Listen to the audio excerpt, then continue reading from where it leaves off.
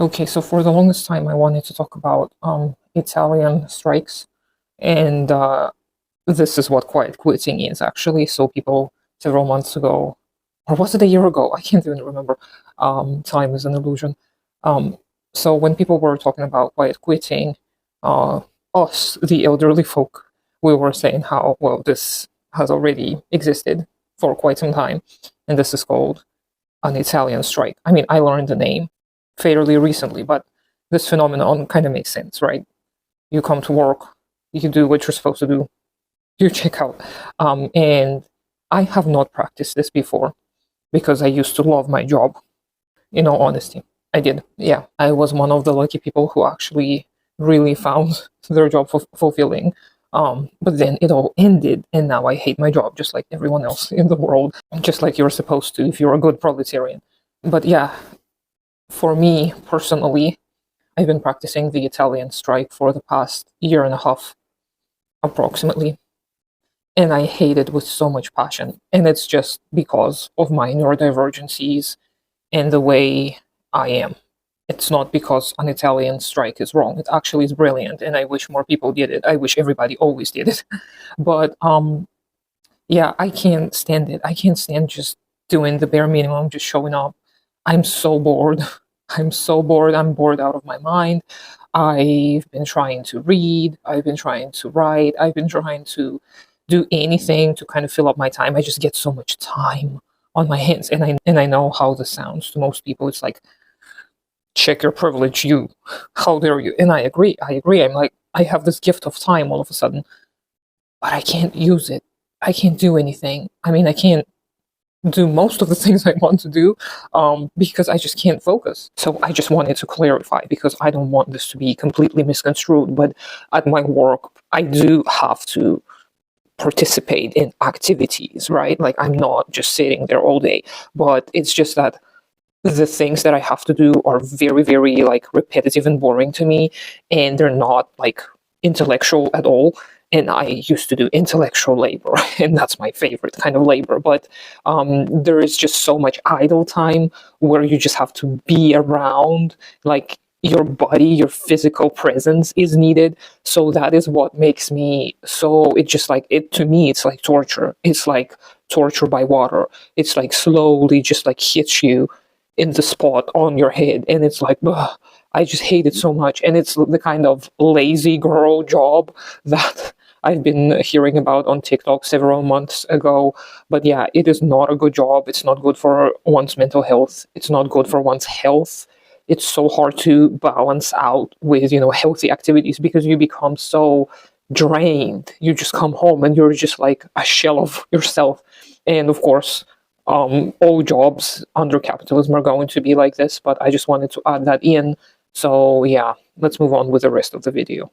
It is, of course, kind of a unique situation, and because I'm neurodivergent, it's very hard for me to focus in public spaces, especially where I have to be available, right? Like I cannot just check out and do my own thing for the entire day. But yeah, it's so boring to just sit there and be there and pretend to pay attention. And it's just killing me, honestly. And I mean, there are other problems. There are lots of other problems with this job. So I told you last year that I'm quitting, and I'm quitting. It is coming soon. I will be announcing it on the internet, and I'm actually going to film some videos about my job because it's kind of interesting. The place I work at, and I have not signed an NDA, but I will have to be careful about what I share because I mean it is an institution, right? So I got to be careful. But yeah, it is so ironic, isn't it, that if your job is easy, then you're so unfulfilled and bored and alienated. And if your job is interesting, then it's intense and it takes up so much time out of your day and your life. Like you have no energy left for anything ever. So this is how I felt before. Like I used to love my job, but I would be too tired to do anything. Like I had no friends, no social life, and I mean, I still don't. But now at least I have the desire and the motivation to talk to people because I'm so bored all the time. But yeah, it used to be that I couldn't socialize outside of work because I was so overwhelmed and tired. But now I have the time and I have the motivation, but I don't have the capacity because my job doesn't allow for it. And I'm laughing because I'm just out of my freaking mind. It's like you can't win in capitalism. You can never win. And I've already talked about this before. Like, there is no success. Even if you become rich and famous, you're not going to be happy, because in order to become rich and famous, you will have to step on people and literally exploit them to death.